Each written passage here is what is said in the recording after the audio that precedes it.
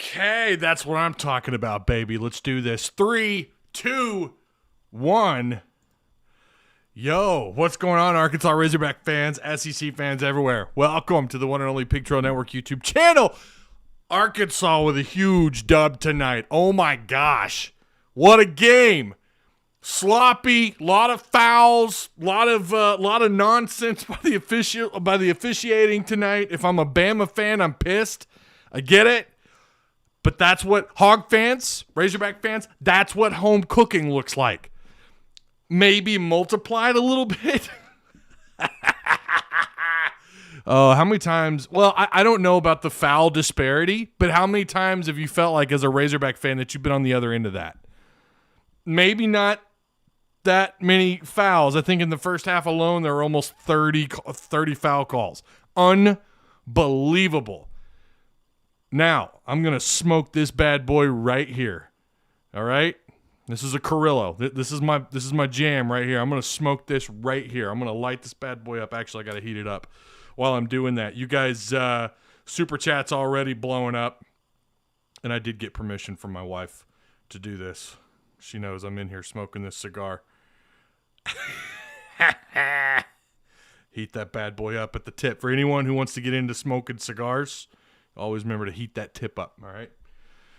Oh, my goodness. What a basketball game. Arkansas, on top of the home cooking that you did receive tonight, let's not deny that. Let's not deny that the Razorbacks got some mega home cooking tonight. But on top of that, Arkansas played undoubtedly some of their best basketball under Eric Musselman. I know that goes without saying. You just beat a top 10 team, right?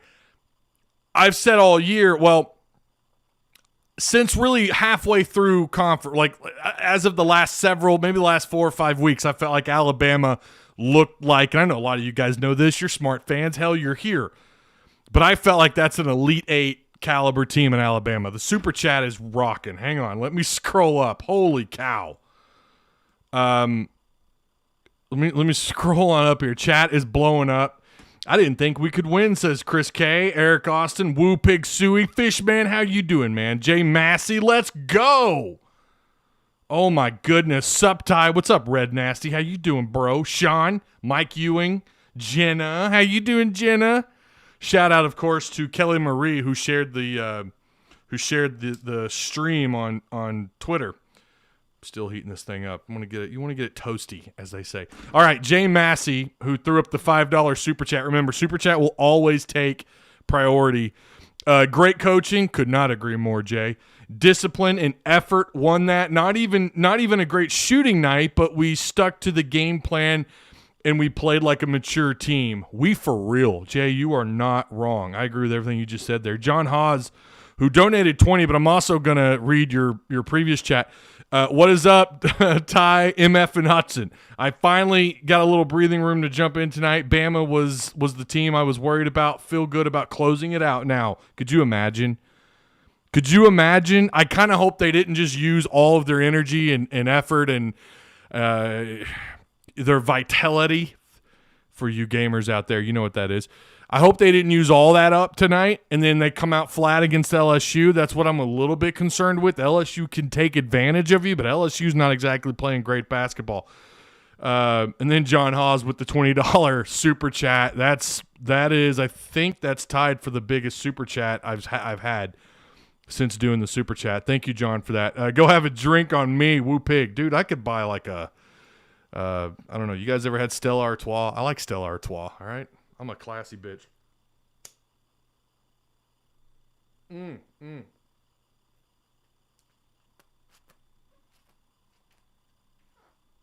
Oh, yes, he did. 8 wins in a row tonight. 8 wins. 8 wins in a row, baby. Haven't done that, I don't believe, since the 94-95 season. I could be wrong on that. Are we toasty there?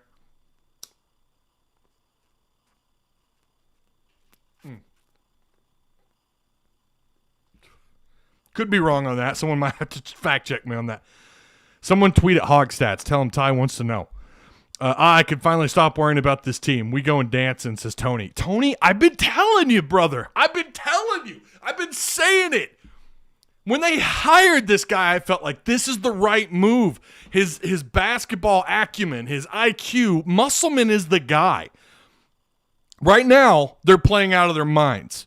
Okay, last year, I think had they been able to stay healthy for the entire year, I think they would have been, and obviously if COVID not come around, I think that was a borderline, at least I think they were a tournament caliber team last year. I think that probably should go without saying when you had Mason Jones and Isaiah Joe. Let me get through the chat here. Mr. Bloodline, how about them Hogs? How you doing, man?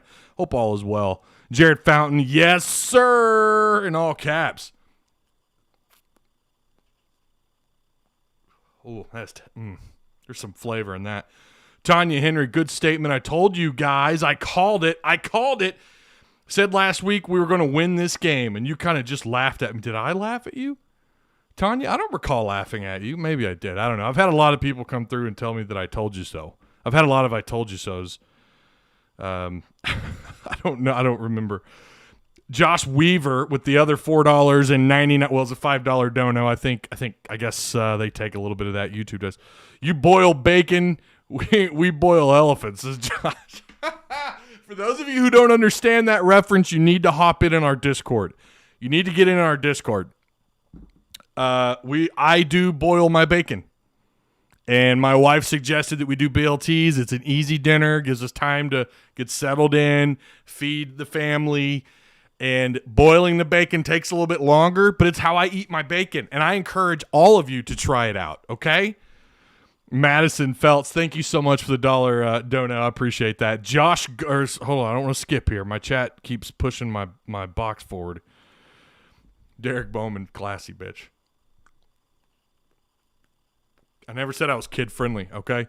What it be, Ty Hudson? How you doing, Thomas Nunley? I know you. What's up, man? How's it going? Braden, Arkansas starting to look like the team everyone thought they could be preseason. Beat LSU, and they'll be top 15. And look, if you do lose to LSU, it's not the end of the world. Hell, I think, honestly, you could lose out, and it's not the end of the world. With COVID-19, I think we saw today the NCAA is starting to hit teams with the forfeits and giving other, the team that wasn't contracted heavily with COVID-19, they're giving them the win. So the NCAA is getting tired of this, and it makes you wonder how the selection committee is going to look at this. You've had two games. Arkansas, they would have won. Let's be real. A&M is garbage. They should have played those games, or had they played those games, Arkansas would be favored, without a doubt, easily double digits. Don't get me wrong. Road games you don't ever look twice on. Just ask Alabama tonight. Ty Musselman had a week to plan. That's true. 3-point shooting defense that looks similar to last season's. I'm 50-50 on that. I thought they adjusted well, Daytona Beach. I thought they adjusted well in the second half. I liked what they did in allowing Reese. Reese started this game out for Alabama 0 for 4 at 3-point range. He was garbage. And then I think he took one more shot in the second half, and that was it. He ended up going, I believe, 0 for 5. I could be wrong. I was kind of in and out on the game. Also, they showed 8 blocks in the first half on the stat sheet from ESPN. I don't know if that's right. I'm going to go check that here in just a second. Second in baseball.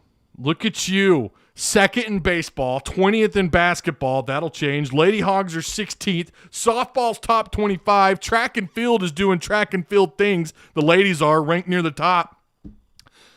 Things are happening in Fayetteville, everybody. Things are happening. Big things are happening. All of a sudden, Hunter Yurchek, all the skepticism everybody had, not saying that it wasn't warranted, but now all of a sudden that skepticism's starting to melt. You look at football, the direction the football program's headed in. Are you kidding me? Come on.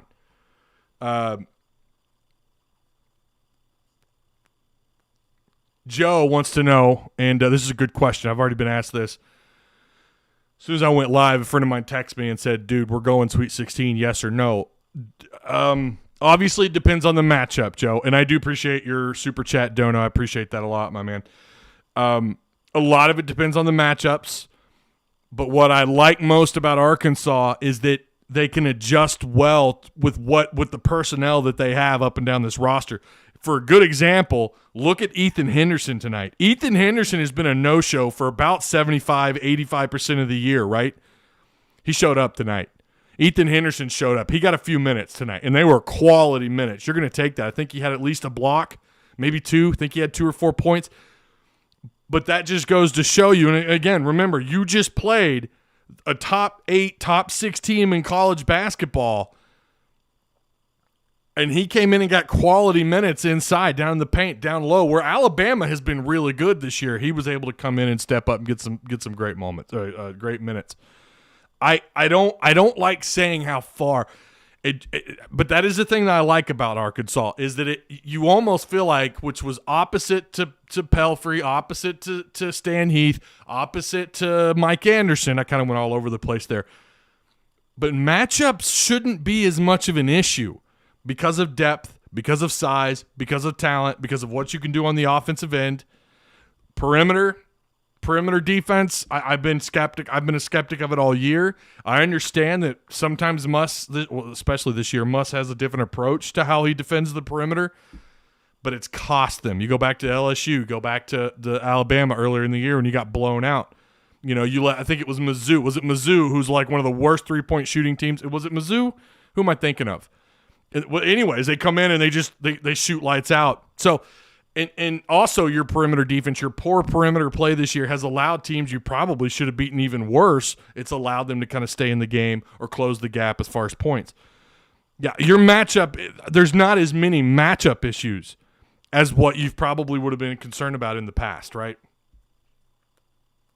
Not to mention Musselman, his experience as a head coach, his experience as someone who well, I mean, look at what he's done with transfers this year. It's been absolutely incredible. What he's done with transfers this year has been incredible. Justin Smith is a real good example of that. Tate, all these guys have been wonderful. But as far as on the court, I feel comfortable with him in a tournament setting. This isn't going to shake him. And this team, you've got a mix of young and old. That's probably where some concern sets in, right? You got these freshmen now. They're going to have to play in a tournament setting. I think it's going to be interesting, too, to see how they play out in the SEC tournament. Seeding is the big question right now, right? Like, how does Arkansas jump up much? Do they jump up at all? How about them Hogs? Go buy some more hog legs. What are hog legs? I appreciate the super chat, Josh Garr, but I don't. What are hog legs? I've never had hog legs before. Is that a delicacy? What is that? Justin Quarles, nice win, Arkansas. I appreciate super chat. You guys killed it tonight. Wow. Crazy Hog says, look at what the baseball team did. They shut out those Longhorns, baby, and made those frogs jump into the pond and get revenge on Texas Tech and whoop number 6 Alabama. This is awesome. Humma says how much of Bama's poor shooting was due to our defense versus them just being off. I think it's a little bit of both. They had open looks and they were missing tonight. It just kind of there was a lot, and they had to overcome. Guys, you cannot deny it. They had to overcome some atrocious officiating tonight. I felt for Bama. I truly did. And as hard as that is for me to say, put the shoe on the other foot. We would be livid. You guys would be shooting like all I would see are caps and all these held for review comments in my comment section if the shoe were on the other foot. Let's be real. They were screwed tonight with officiating.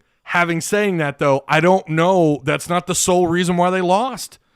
Also, when you look at the disparity at the free throw line, how many times do they try to drive the lane? And odds are when you drive the lane, if you don't get a clean look to the basket, you're gonna probably there's gonna be some contact. You're more likely to get called for fouls, or the defense is more likely that they're gonna get called for fouls.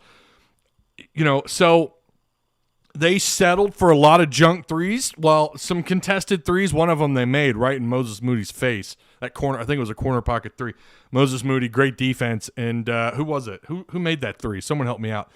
Whoever made that three, it was a contested shot. And I think it was Petty. Was it Petty? But that was a clean shot. That was nice. And then they kind of caught fire at three-point range. But when you settle for that, how many threes did they take tonight? Like 30?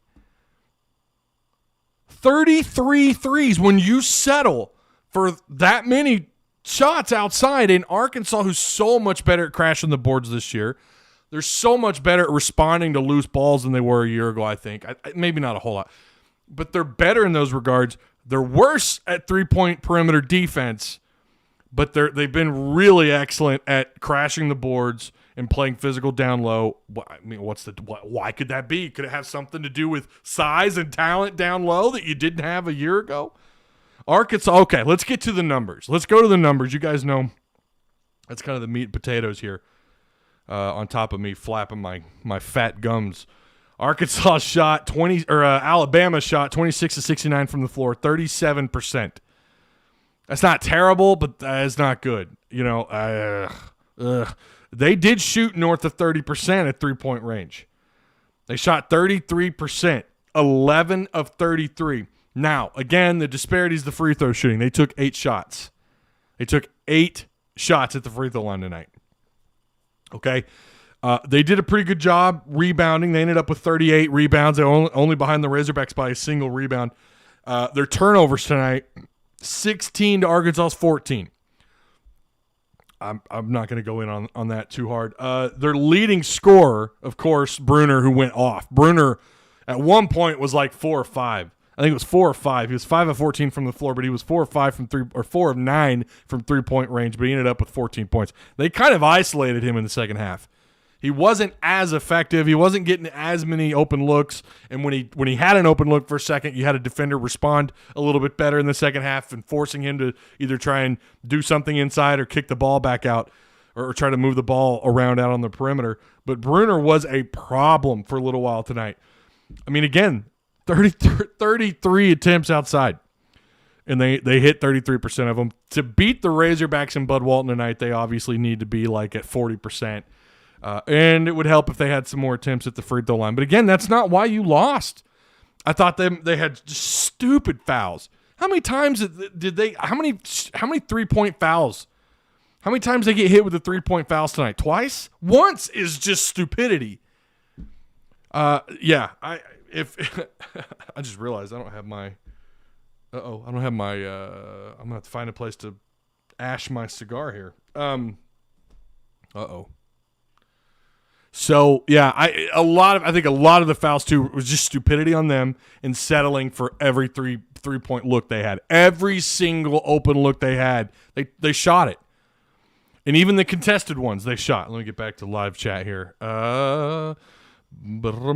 Okay, Joshua Long, how you doing, Ty? Been a while. What a game, bro! That was pretty loud for 4,000 fans, huh? Time to feast on some tiger's blood. Yeah, I agree. Oh, there it is. Oh, thank you. Yeah, I got she gave me a cup. Thank you. I think I lost my cigar too. It's sitting here flapping my jaws too long. Yeah.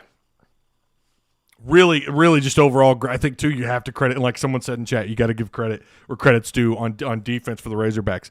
Josh, thanks for the super chat, man. I really do appreciate that. What happened with JT there at the end? Yeah, so I don't know what happened with him. I know that there was some, they got chippy there towards the end. They got real chippy towards the end. They had to Tate, who hugged, I think, JD Note, like they went in for a hug and it was kind of in front of the Bama bench. I mean, yeah, I don't, yeah, that's a technical, right? If that were Arkansas, and I think it was because it was in front of the bench, I think it was probably some of the, I don't know, maybe some of the mannerisms. I don't know. I've seen teams do that and not get teed up, but maybe given the situation because of how heated things were, maybe that's why they were teed. I don't know. I don't know how that works with the rules. All right. So, again, Bama, leading scorer tonight, Bruner with 14. Petty, who was 2 of 3 outside, they were not comfortable with letting Petty get too many open shots. He was 50% from the floor, though, and 2 for 2 at the free throw line. Their bench, they got some pretty good production. Quinterly had 13 points for them. He had 4 assists and 3 rebounds. Ellis had 5 rebounds and 2 points off the bench for them. Okay, to the team that matters tonight and the team that was just so physical. They knocked Bama in the nose, you guys. They knocked Alabama in the face. They were so physical. And both teams were. Bama was too. Bama definitely got a little chippy there, like I said a minute ago. All right. Arkansas from the floor, 25 of 54, 46% shooting from the floor. You're going to take that. You didn't take as many shots outside, and I liked their game plan. It was force the issue down low. Move the ball around out on the perimeter. Make something happen, whether it's the post, whether it's pick and rolls. Find a way to score inside and let your bigs do their thing. And that's what happened tonight. Connor Vanna over there early on had a rebound and a block. He turned the ball over. But, they say Arkansas ended up with 11 blocks. I didn't count. I counted 4 in the first half. They somehow counted 8. Now they end the total with 11. I think that I won't be surprised to see if that changes. But Arkansas wanted to force the issue down low, and here's what you got for that, right? Like you got to win. That was ultimately why you got to the free throw line more. They did a good job of both teams took charges pretty well.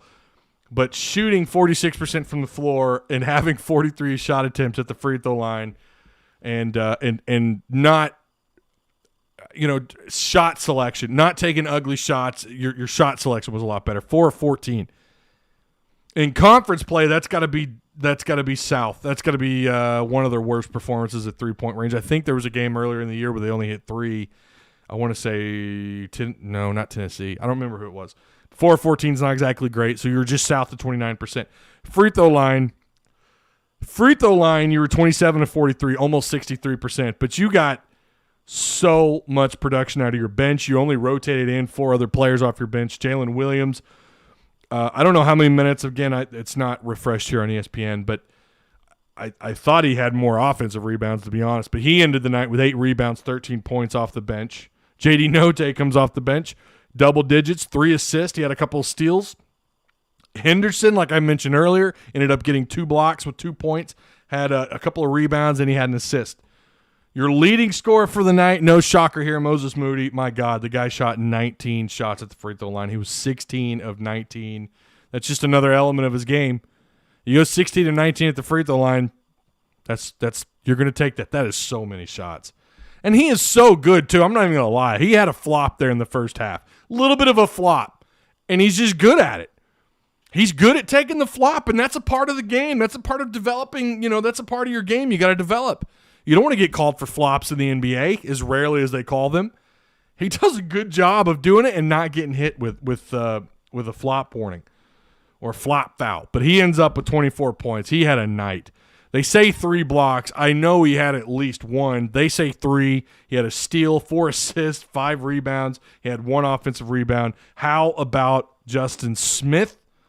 In the first half, nowhere to be found. In the second half, I don't know how many rebounds he had in the first half, but he ended up with 12 total rebounds, 7 defensive, 5 offensive rebounds by himself. That's more than I think everybody. Yeah, he had 9 total rebounds. That's more than everybody else combined. 11 points. Justin Smith, everybody. Did turn the ball over 3 times. Tate turned the ball over 4 times. He also fouled out. Bama, how many fouled out for them? I thought it was 2. Yeah, 2. Shackelford fouled out and Jones. Things got chippy. All right, let me switch back over to the live chat here. All right, boy, so many held for review comments. You guys, 200 plus people in here. Hey, do me a favor. Let's get those likes up, huh? Let's get the likes. Let's tap the like button. Share the content. Check out all the links down below. If you guys want to join the PTN Patreon and you want your name added to the list of Patreon supporters down in the description box, you can join the Patreon.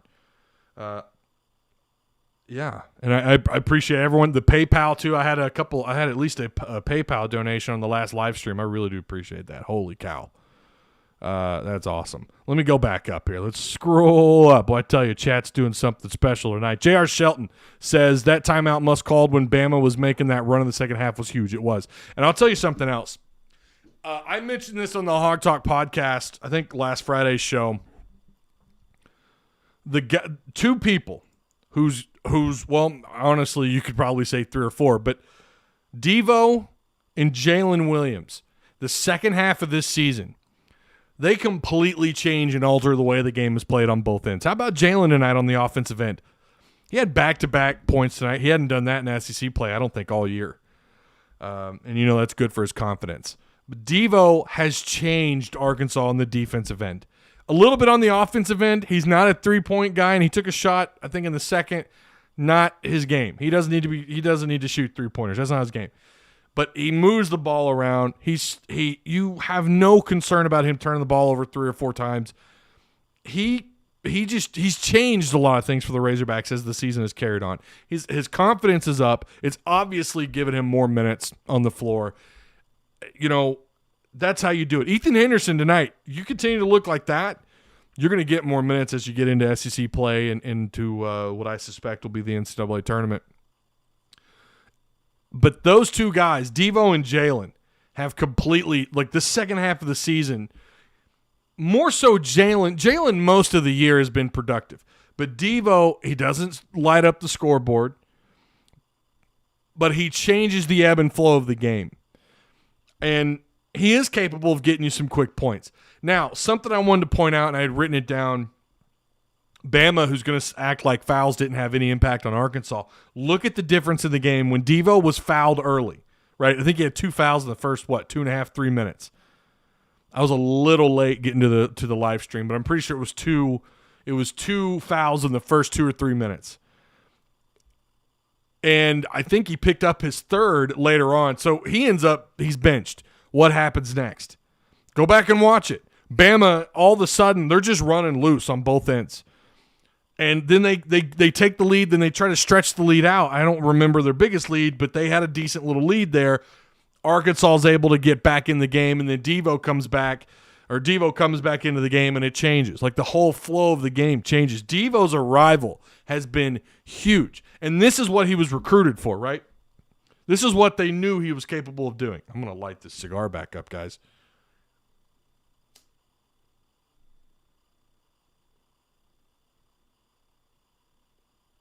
Mm-hmm. I ain't letting it go out like that. But his pacing, the way he works the floor, the way, especially on defense, he changes the way the game is played. He forces the offense to change what they're doing. Solid defender. He sticks with them when they think they have an easy drive to the lane, through the lane, down low in the paint. It's not going to be so easy. Devo Davis sticks with his man, plays pretty aggressive defense. He also does, just like Tate, he does tend to get in a little bit of foul trouble pretty quick. But I think that's the first time this year he's had 2 fouls in the first 2 or 3 minutes. But he is, on both ends of the floor, his ball movement, he just changes everything. And I think Dykes mentioned that tonight as well. Devo will get after your ass on defense. He will. Absolutely, JR. You're 100 dead on. Devo's going to the league. We'd be lucky to have one more year, in my opinion, says TJ. Who cares about Utah and the Lakers? I don't know what that. Someone must be talking NBA. I'm not going to talk NBA because the Celtics are, it's tough to watch. I'm excited about baseball, though. Not just the Razorbacks. How about the Razorback baseball this weekend? Incredible. Add my name to the list. I've been a Patreon since September. Is it not on there, Justin? I thought I added your name, man. I'll do that. I'll take care of that, bro. Make sure if your name's on the list, hit me up. Email me. If you're in our Discord, feel free to DM me. If my DMs are open on Twitter, on the old Twitter machine, hit me up. Don't let me miss that. How about Ethan Henderson with those blocks? Get that crap out of this house, son. That's right. Yeah, key. Chris with the what's up with Flow Sports. They're garbage. Yeah, you're not wrong. Is KK coming back? The belief is that he is. The belief is that he is coming back. But you know how that goes. That could change at any moment. What's our chance of getting MJ Morris? I'm not there yet, man. I don't know. No problem. All right, Justin. I appreciate you letting me know. I'm glad I read that. By the way, if you at Pig Trail 2, I'll see that on YouTube. So, I rather have Ethan and Jalen on the floor and Justin as our bigs. Says Crazy. Who do you have winning the SEC tournament? Well, I mean, I still think Bama's the best team in the SEC, okay? I mean, this was a relatively close game, and they had to overcome some unbelievably shitty officiating, okay? They did. I still, even with the bad officiating, you take that out, I still think Arkansas comes out of this game with the dub. Like Dyke said tonight, as much as I'm getting to just where I cannot stand that guy calling hog games, but he was right. Arkansas was the better team tonight. They just were. They were the better team on February 20, what is the 4th. They were the better team tonight, but I still think Bama's I think they're the best in the conference. But you know how this thing works too, though. Once you get into conference play, they're probably not super, they're probably not that jazzed about the SEC tournament. They're in the NCAA tournament. That's what matters. Wouldn't shock me to see Bama get eliminated early. They haven't exactly played, especially like how they looked early on, the first 10 or 12 games in conference play, or 8 or 10, 12, whatever, however many games in conference play. They don't look like that same team. But they're still, I think, the best in the SEC. Woo Pig, Red Wolves with the $10 super chat. Thanks, man. Woo Pig Suey, yes, sir. Can you imagine if Bud Walton was full tonight with 20,000 plus fans? Can't wait to beat them darn Tigers. I love this team and your channel. Thank you, Red Wolves. I appreciate that, man.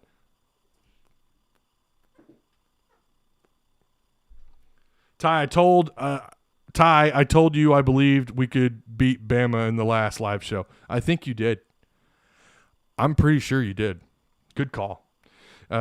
Mayes 596 says Jimmy Dykes needs to go. He doesn't deserve to call a Hogs game again after tonight. We know how it goes. He's going to get a lot of complaints on Twitter. He won't respond to any of them. And nothing will happen. And he'll keep calling hog games. I get he's trying to cover up his bias. I think that's some of it. I think he's worried that people are going to call him out on his Razorback bias, right? I think he's a good announcer. I really do. I think he's good at, like, he'll dial in on a player and say, all right, here's what you're doing wrong. I like that. I like that kind of, when you're calling a game, as far as calling the game on the floor, for the most part this year, I think he's done a pretty good job. But it's like the guy is upset when Arkansas wins. I was surprised that he called Arkansas the better team tonight. I really was. I just listened to the shit Dykes rambles on about and wonder how he still has a job. He does ramble, but I don't know of a basketball color analyst or whoever that doesn't ramble this year. It's been pretty bad. Wait, he is biased for Arkansas? I didn't really pay attention to I didn't really pay attention to Jimmy. So obviously with his connections, I'm not saying he is biased. I think he doesn't want people to believe that he's biased. He's definitely not biased to Arkansas. Woo damn pig, says Jenna Hayes. And see, I had to clear that, Jenna. You and your potty mouth. Alex Henderson, what does that say? Hogs have not lost since Jimmy Dykes has called the games for the 8-game win streak so far. Yeah, that sounds right. And since Bobby Bones was on their show when he came on, they all ramble. Now it's annoying as hell. I'm telling you, they all do. I don't know of a color analyst who does not, or even the play-by-play guys. I don't know of anyone who doesn't ramble. They don't, and I understand a little bit of it, cracking a dumb joke every once in a while.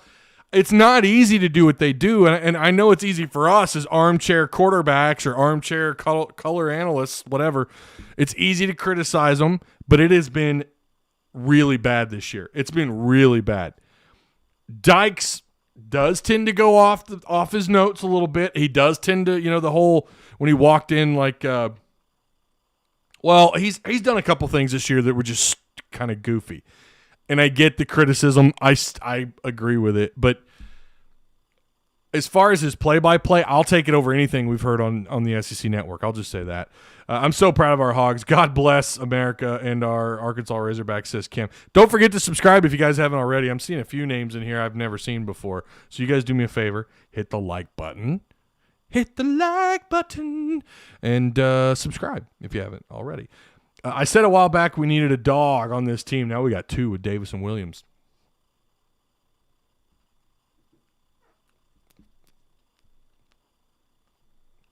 Smoke that cigar. Muss is going to be the next Nolan. I'm not going that far.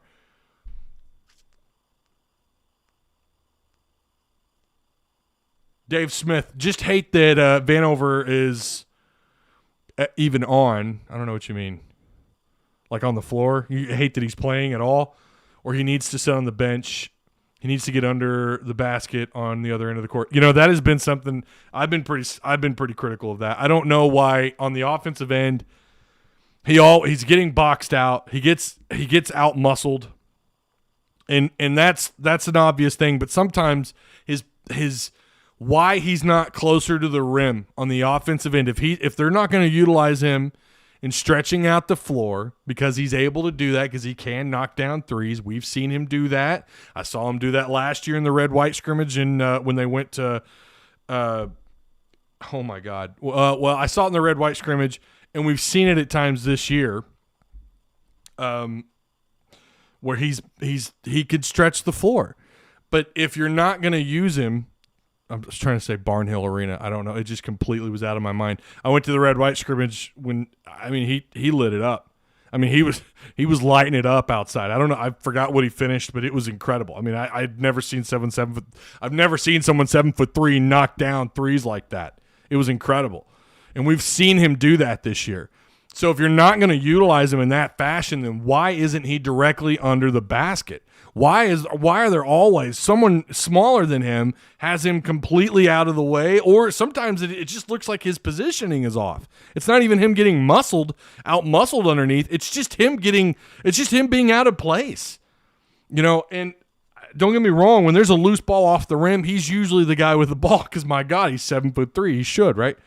But we've seen time and time again, even against teams that don't play fast pace, the games that he can really stick around, we don't see him rack up a ton of rebounds. Even games where he gets like 25 minutes on the floor, he's not getting, like I would expect, I don't know, maybe 8-9 rebounds a game. Especially some of these teams that are way outmatched underneath as far as size and depth. Like they ought to be exhausted with Arkansas being able to move Jalen and Justin and Connor. Now Ethan, I think Ethan's going to play a little bit more at the 4 spot. I'm telling you, if you've got Ethan going, oh my gosh, Arkansas could, I don't know, man. It's not that Ethan's great. It's just another solid 4. It's another big you can play down low. When Justin Smith, you saw the difference when Justin Smith was out, and you were able to bring Ethan Henderson on tonight, and you could argue, those are the best 2 minutes he's played all year in conference play. Then again, he didn't get a lot of 2 minutes this year. He's lucky to even see the floor. Vanover deficiencies becoming more apparent now that other bigs have stepped. Yeah. Let's not forget, he had 3 or 4 games in a row where he was where he was a presence on the offensive end and still getting a few rebounds, maybe a block. He was averaging like 3 blocks or something for several games in a row. I don't know that he has a lot of deficiencies. It's just the ones that he has are pretty obvious. He's going to get boxed out. He's going to get out muscled. But then sometimes, I don't know if this is Musselman. Just the way where he puts Vanover on the floor on the offensive end. I don't understand why he's not closer to the rim. If you're not going to use him to stretch the floor, like we've been told all offseason, that's the whole point of Vanover on the offensive end, on letting him move the ball around or getting him the ball. When you're moving the ball around outside, you're going to allow him to stretch the floor, and maybe your other big, or you're going to open up a lane for someone to be able to run through. This isn't football yet. An open lane for someone to drive. That's the whole purpose of having him out there on the offensive end, out on the perimeter. And, by the way, he can knock down the 3. He's good for at least a 3, maybe 2 a game. But if you're not going to utilize him in that fashion, then have him just stand directly under the rim. And sometimes it is him getting muscled out, and then sometimes it just looks like he's out of position. I love the value that he is capable of bringing to this roster. I love the value that's there, that can be there. Sometimes I just don't know what they're doing with him, right? So, I don't know. I'm still pulling for Connor because I think he can get it together. Well, look, again, he just had one, right? Like tonight, he just didn't see the floor a lot. And then when he did, he got beat up down low a little bit, right? It's not like he was terrible. He just didn't see the floor, and he got out hustled underneath. Well, he just got out physicaled, and that's every game. This was his first game that you look at and you go, wow, we didn't really need him tonight. What's the point of him being on the roster? But then I would argue again, it's what he brings on the offensive end. It's having someone who's 7'3". Oh yeah, there's that. Could he move up and down the floor a little faster? Yeah, he could. I absolutely, I would agree with that. Preston Reedy, hey Ty, have you ever thought about going live for live game reactions? I would probably lose my channel. If you guys, so for anyone who watched those live streams this weekend on baseball, damn it, there went my cigar again. Great flavor though, highly recommend. This is my jam though. I'm a big Carrillo fan. They all got taken, like several of them got taken down. One guy, what was his name? Deshi. Someone's gonna have to help me out in chat. He was streaming the game, and I think his main channel, he streamed under a different channel for whatever reason. I don't want to risk that. I did stream the MLB draft one time. I did do that. Did y'all see Ethan run the floor? Yeah, we've talked about Ethan quite a bit tonight, man. Mr. Bloodline says, do we need to shoot 200 free throws after every practice or what? Yeah, they shot 60, what was it, 61%? almost 63. Almost 63%.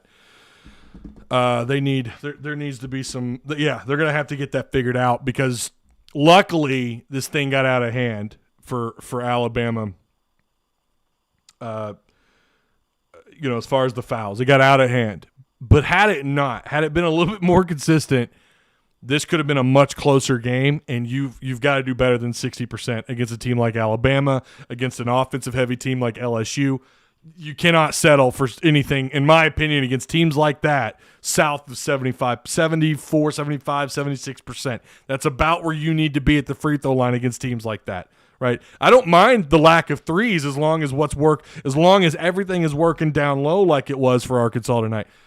Oh yeah, by the way, Justin Smith, he's a difference maker. Justin Smith is just incredible. He's been incredible. Let me hang on just a second. I got an alert. Okay, never mind. I wanted to give someone a shout out, but it wasn't what I thought it was. Jalen Williams played strong tonight, especially in the second half. Greg Horton, how you doing, man?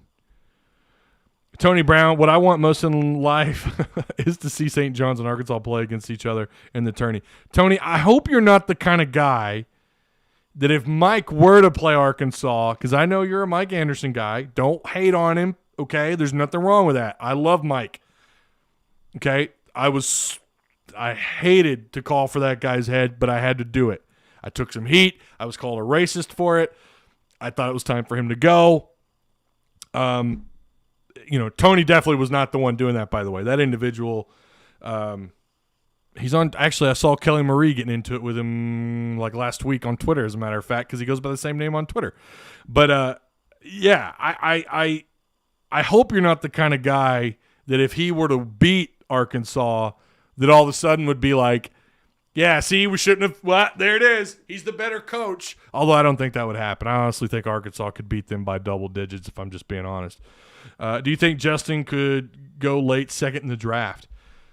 He's making a case. I don't know that tonight was a good game for the Razorbacks. I don't know that tonight is a game you look at and you go, oh my God, he's an NBA draft pick. But you look at the body of work. He's building a case to be an NBA prospect. He really is. He was too laid back, says Boodog. Good brother. Hope you're good as well. Thanks, Greg. I appreciate that, man. Take Moses free throws away, and we're about 40%. Yeah, you're exactly right. Yeah, you take him out, you're south of 50%. That's atrocious. That's terrible. So then that becomes like, okay, the only guy we want to be able to go to the free throw line constantly is going to be him, because everyone else was shooting like absolute dog shit at the free throw line. David Smith, that was my point. He can shoot some games, but he can't hit a basket to save his butt. Again, if you're talking about Connor, he's a chess piece on the floor that should be racking up more rebounds, if you want my opinion. I don't on the offensive end, you want him to stretch the floor.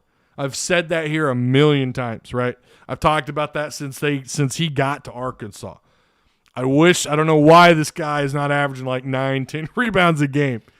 But I think a lot of that is because he's getting boxed out, because he's just doesn't have the power. He doesn't have it in his legs. He's just not physical enough. But he should have, I don't know what is his average rebound per game. It should be a lot higher. Whatever it is, it should be higher. How about the Diamond Hogs, Ty, ranked number 2? You guys think they're better than Ole Miss? I did watch Ole Miss. I watched one of their games in the tournament. Who was it? Was it Texas? Who did I watch them play? But anyways, it doesn't matter. Do you think they're better? Who's better? Who do you guys like? Because I thought Arkansas looked pretty damn good. I'm not going to say much about. I'm not going to go into the hitting. I'm not going to go into. I'll just say this. My biggest takeaway is that I'm not as concerned about pitching. That was some stellar pitching. And yeah, by the way, Wicklander and Connor, I know Connor didn't pitch. I don't think Wick even pitched.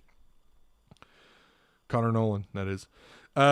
Connor looked scared tonight when he got the ball. He almost crapped his pants. I'll say this too. This might be my, I don't know how many more points I want to make about tonight. I hate to be negative because they played such outstanding basketball. I do, especially our bullpen. What about our bullpen, Crazy? You like the bullpen, or are you elsewhere with that? St. John's might not make the tournament. They may not. Typical Mike Anderson gets a big win, then loses the next game. Right? That's been their year. One thing that has driven me crazy about the Razorbacks this year, if you watch them, the ball movement down low, it either results in one of 3 things. Missed opportunity at the rim, a turnover, or you get lucky and you get a foul. And that seems to be rare in some games. They look, every time they try to move the ball down low, like directly under the rim. I'm not talking about like out around the free throw line. I'm talking about directly underneath the rim. When there's like this, when everyone's scattering and they just converge onto whoever has the ball, Arkansas doesn't know what to do. And when they move the ball, the guy who passes the ball to the other Razorback doesn't expect the ball, like ever. They always look a little surprised. They're like, oh, God. And then either it's up in a turnover or it ends up in them, a turnover. It ends up in them panicking with the ball, and they try to move the ball back out, and then they turn the ball over that way. Or if they're lucky, they get the ball out to Moody or whoever, Tate. But they look so lost directly underneath the rim. And how often have I complained about them not being able to finish at the rim this year? It's still a problem. Have they improved? Yes. But for whatever reason, watch them. Watch them against LSU. Watch the ball movement directly underneath the rim. Anytime they try to pass the ball, the other guy looks like he's just shocked that he even has the ball. I don't understand it. Like they're never expecting the pass, and then it results in a turnover. Or they panic when they have the ball and they try to kick it back out, and he turns the ball over anyways. They get too cute when they go to kick it out or getting it down low. I'm telling you, Mathew, thank you. It's like they just don't know what to do with themselves underneath the rim. And they have shown this year that, you know what, even if we're not knocking down threes, we're still going to find a way to score. Whether that's at the free throw line, knocking down long twos, whatever, we're going to find a way. We're going to press the issue, and we're going to try and kick it down low and do some damage down low. But, my God, they just look completely lost underneath that rim, man. The rim play this year, it's astounding. The Razorbacks are as good as they are because of those issues. But the kicker is they shouldn't have these issues with the size, depth, and talent and the athleticism and all that stuff, right? You're exactly right about under the rim. We can still make huge improvements, but the biggest win to me at this point, but hang on a second. It's definitely 11 o'clock. Thank you guys for we're about to close this thing out. I appreciate you guys. I'm getting old, but I need to put on the glasses. Okay. Mayes says, you're exactly right about underneath the rim. We can still make huge improvements, but the biggest win to me at this point is that we are peaking and playing as a team at the right time. You're exactly right, Mayes. And like I said, notice Desi Sills has disappeared. And how often were we saying, especially in those first 6 or 7 SEC games, oh boy, we're in trouble because Desi Seals can't score. By the way, he was one of your scorers. Him and of course you had Moody over there averaging 15, 16 points a game, right? You're getting some, obviously Justin Smith, mostly on the defensive end, but was getting hard rebounds. Jalen was getting, doing really well, crashing the boards. But you had a couple of guys, J.D. Note. J.D. Note has been relatively, for the most part, not exactly consistent as a scorer. And yet here you are riding an 8-game win streak. And like I said, I think it goes back to Devo, obviously Justin Smith getting healthy, but also Jalen Williams, right? Tate does what Tate does. Moses Moody's going to do what Moses Moody does, but you have to have the rest of these guys playing well together. They got to be on the same page. And if one guy's down, then it's got to be the next guy up. And that's been Arkansas basketball outside of like 4 games this year. Outside of maybe 4 games, that's been Arkansas ball. And I said this at the beginning of the year, long before conference play. They are deep with scorers, and they are. And I think the expectation by now was that this guy would be averaging at least 12 points a game, maybe 6, 7 rebounds a game, maybe a couple blocks a game. He's not doing that. I don't know that I would call him a disappointment this year, but he's not been what I expected him to be this year. And yet we're still fine. You're better than fine. Hell, you're a top 20, top 15 caliber basketball team because you're so stacked with so many scorers. The scoring potential on this team is incredible. It's no longer about 1, maybe 2 guys, right? Isaiah Joe, Mason Jones. It's not about having 2 guys make an impact. Michael Qualls, Bobby Portis, right? Daniel Gafford. Like, you always had to rely on like 1 key guy. That's not the case with this team. They are stacked head to toe. You've got the depth, you got the size, you got the skill. And it's so nice. And on top of that, you have a quality head coach. Not that Mike wasn't. I think Mike was definitely a quality coach. I liked Mike. I hated that guy didn't work out. Tony Brown had mentioned something earlier. Let me scroll up. So I'd asked Tony if he would be, if Mike were to win that contest, if he would be the type to be like, I told you we should have kept Mike. His response is, no, I would be happy and sad. Happy Mike got a laugh, but realize Arkansas is always my team. I would still be livid about the loss, though, as we all would, right? Always a hog at heart. Okay, that's a reasonable response. What do you mean that Mike got a laugh, though? Do you think he got like a raw end of the deal? Because the guy was given 8 years. That's another argument that I've heard for, and I'm not, again, you guys take it easy on Tony. He's my boy. I like Tony. Tony's a good dude. But you hear this from, especially on Twitter, social media, the big Mike Anderson people. It's that somehow the university did the guy wrong. My God, 8 years is like 2 lifetimes in college basketball to get your program where they should be, especially a program like Arkansas. And Palfrey couldn't do it. Stan Heath couldn't do it. It appears Musselman is going to do it. Now, again, who knows what the future holds for Eric Musselman here. But I've never understood that argument from the big Mike Anderson defenders, as if he was done wrong here. He wasn't. He was given 8 years. Wait, I totally forgot Desi Seals is on our team. Was he out or something? Now, he had the shoulder injury, if you remember. He got banged up, his shoulder. Note is underrated defensively. Yeah, I think he's a pretty good defender. My problem is the turnovers. His shot selection is just terrible. Imagine if KK wasn't hurt, right? God, I hope he sticks it out. I really do. Anthony Fulton says Final Four bound. Oh, my. You think so? Vanover needs to grow his hair back out. That's what'll do it, Mr. Bloodline. You're exactly right. Eric is the best coach since Nolan, period. It certainly looks like the start is very strong. His start is very strong as the head hog. Very strong. All right, let me pull up. I had some other. Arkansas too. A big part of why they had this big lead in the second half. They went on that nice 17-2 run in the second, which was nice. So I talked about the ball skills underneath. Jalen Williams is a big. That's an area of his game where I'm like. And I do this. I hate that I do this, but hey, I've got to. what are we at? We're at an hour here. There's a lot to talk about. His passing up open looks outside, right? I mean, he can knock down the three. Jalen can. I don't know that he's what like Connor Vanover's ceiling as far as a 3-point shooter outside. Maybe he'll develop that part of his game. He is capable of knocking down the three. He is capable offensively to stretch the floor out. I would argue Connor's like better in that department, but something Jalen does, even when you've got a close game, if Arkansas is getting beat pretty bad, which that's not happened very often this year, or if Arkansas is blowing the other team out, he passes up open looks outside. I don't know why he does that, but I don't have a concern with that. My biggest concern is that his ball handling skills, again, down low, he lost the ball like 3 times tonight, and luckily I think only one of them resulted in a turnover.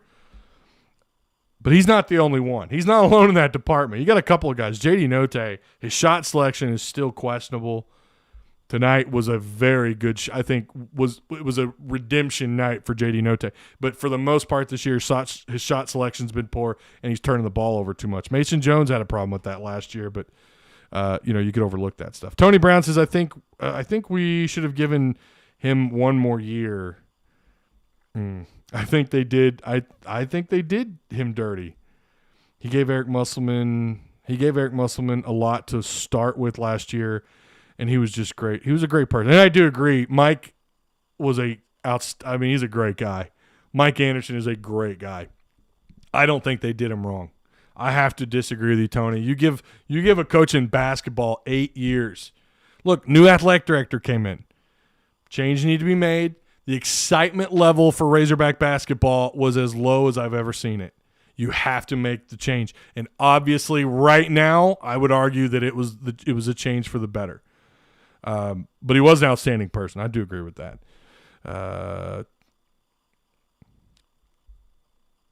Let me see. Kalen Hitchens, I'm just talking about how he engages with the players. You can see how passionate he is on and off the court. Anderson fan too, but after watching the Hogs for the past 20 years, I can say that this coach, I don't know. Actually, it was 1 year too long. Yeah, I was going to say there are people who could make the argument that maybe he had an extra year that he shouldn't have had.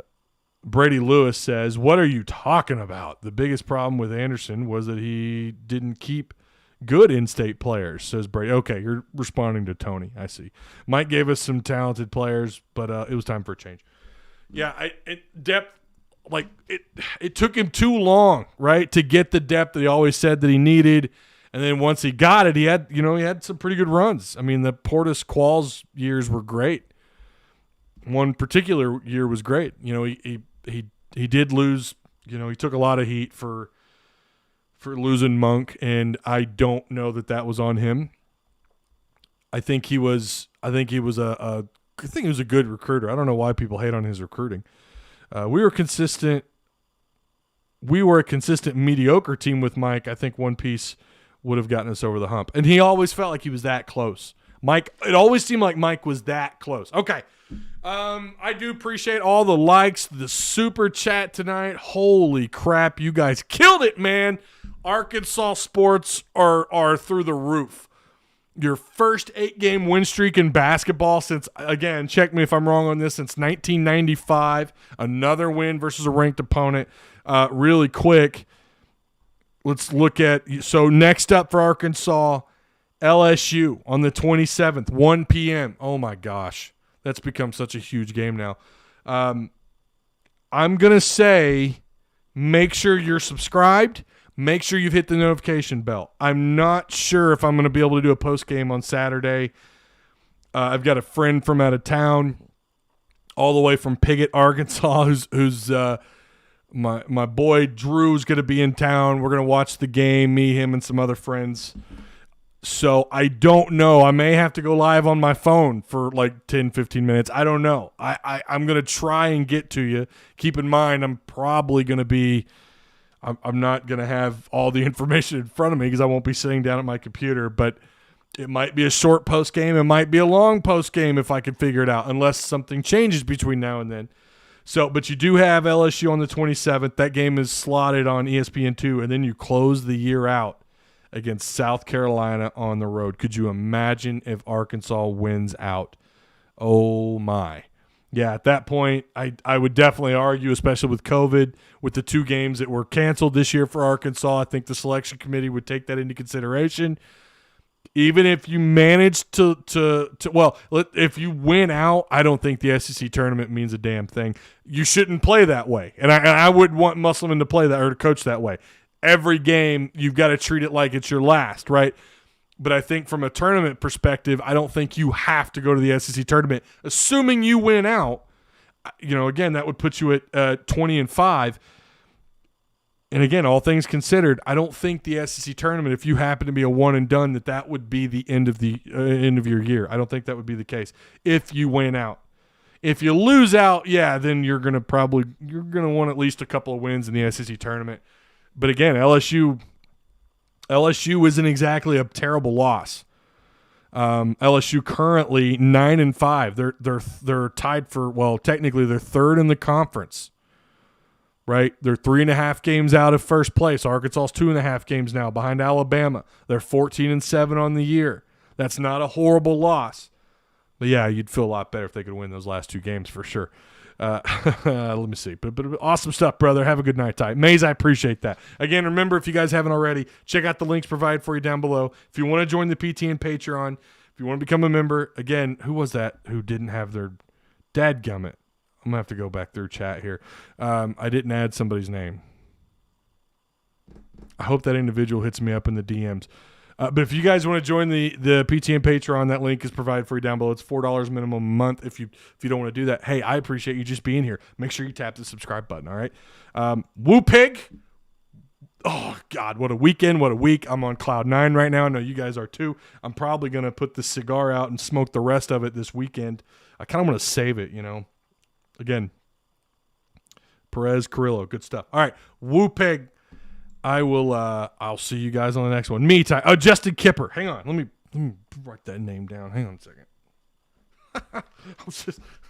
I don't want to close out chat because where's my pencil? I need my pencil. Here we go. Justin Kipper. I'm writing you down right now, brother. Justin Kipper. Yeah, I know who you are. You're in every one of these shows. I see you, Justin Kipper. I will add your name to the list, sir. Okay, anybody else, if you want to join, if your name is not on the PTN Patreon list in the description box down below, let me know. Okay? I've got open DMs on Twitter. I've got an email you can reach me at. Make sure I'm keeping up with that, all right? I'm pretty sure I got everyone but Justin. All right. Okay.